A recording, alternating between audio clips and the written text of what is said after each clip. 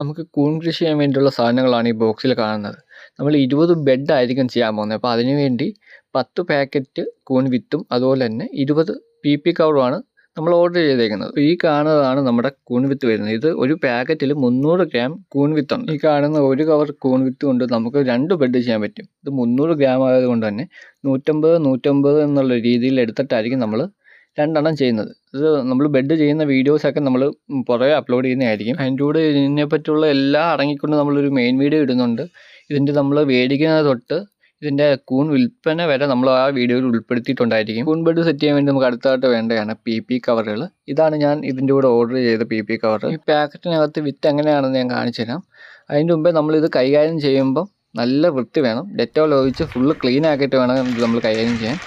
ഇതാണ് വിത്തിൻ്റെ ഒരു ഫുള്ള് രൂപം. ഇങ്ങനെ ഇരിക്കുന്നത് ചോളത്തിനകത്താണ് ചെയ്തേക്കുന്നത്. അപ്പം ഇനി അടുത്ത വീഡിയോസ് കാണാൻ താല്പര്യം ഉണ്ടെങ്കിൽ നമ്മുടെ ചാനൽ ഉറപ്പായിട്ടും സബ്സ്ക്രൈബ് ചെയ്യുക. ഈ വീഡിയോ